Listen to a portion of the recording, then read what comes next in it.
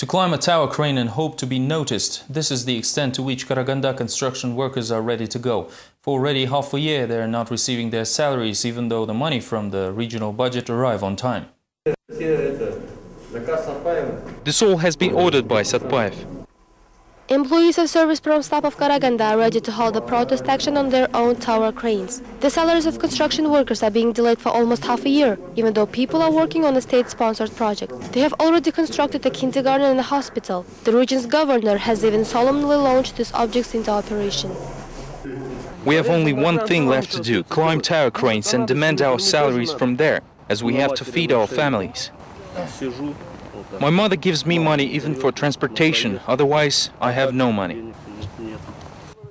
Workers said that last they were giving $34 on the eve of the new year. Almost 100 people are currently still waiting for their salaries. The leadership of the company is not visiting the construction site, but still issue work orders every single day. As a result, employees decided to meet the leadership on their own. The director of the company refused to announce the amount of money that Serviceprom staff will receive for already constructed facilities. According to the company, the state funds do arrive on time and are being spent on partial repayment of salary debts and purchase of fuel.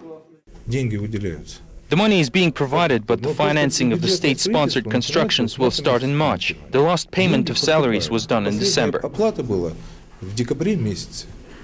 The workers were asked not to trigger a scandal and wait for another month. In total, the organization owes the construction workers almost $20,000. The government of the country has raised the current state budget deficit from 0.3 to $5.5 billion. Adjustments to the document were made on the basis of the president's address, said the Minister of Economy on Monday. Nursultan Nazarbayev ordered to raise salaries for civil servants 3 months ahead of the planned schedule. The government has approved an updated national budget for 2010. Adjustments to the document were made on the basis of the president's address, said Minister of Economy presenting the bill. There are many changes. For example, the salaries for civil servants will be raised 3 months earlier than previously reported, starting April 1st. Also, the developers took the country's entry to the customs union and preparations for the Asian Winter Games into account. As a result, the budget deficit was increased by $340 million and totaled to more than $5.5 billion. The modified parameters of the national budget include earnings almost $23 billion, with an increase to the current budget by almost $1.3 billion, costs $28.4 billion, with an increase by $1.6 billion against the adjusted budget. Deficit is $5.5 billion, with an increase by $344.3 million from the adjusted index. Experts note the advantages and the disadvantages of the latest changes. The clear advantage of increasing the budget deficit is the raise of purchasing power of the population. Now the level of Kazakhstan budget deficit is about 5% of the GDP. For comparison, in the countries of the Big 8, this level is kept at 10 and in Greece at about 12% of the GDP.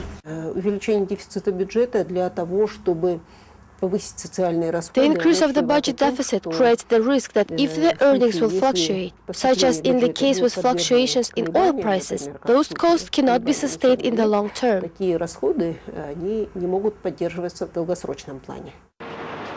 Additionally, experts made another interesting observation. A similar large increase in government spending was experienced in 2005. Then the budget was increased by exactly a half. That was the same year the president elections were held. Perhaps the increase in wages, pensions and scholarships is a way to create a favorable electoral atmosphere in the country.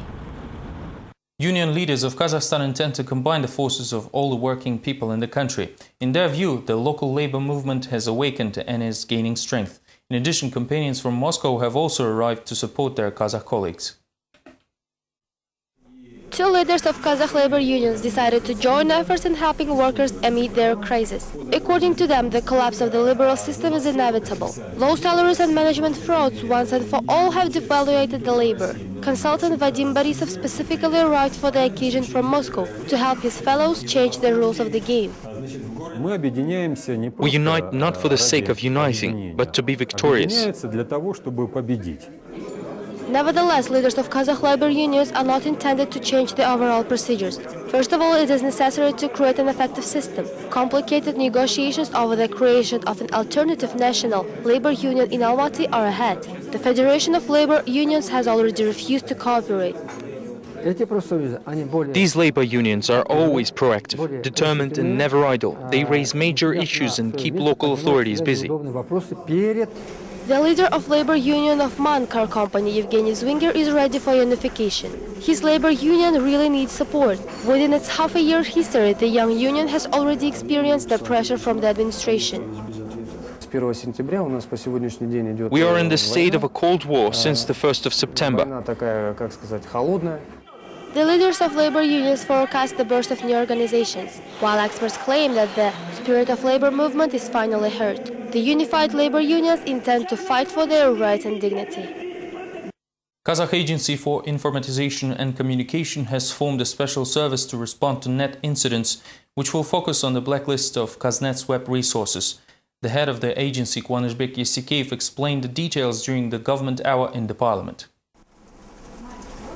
According to Yesikeyev, the center is monitoring all blacklisted internet resources in Kazakhstan considered to be destructive for society. In particular, special attention is paid to pornographic or extremist content. The legislature for the operation of the center was set up back in 2009. However, the chair of the Informatization and Communication Agency notes that the formation of the center was met with mixed reactions of users.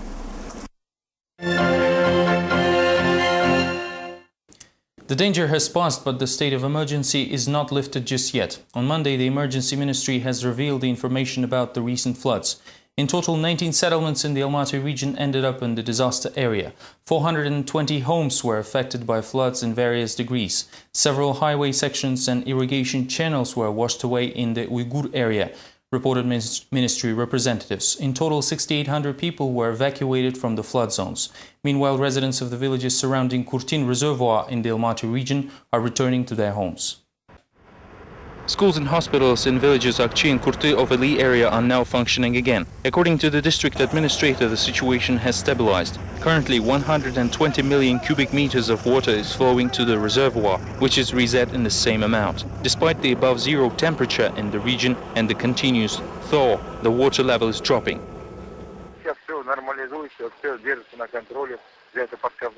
People are returning to their homes. Schools and hospitals are supplied with heating and everything is under control.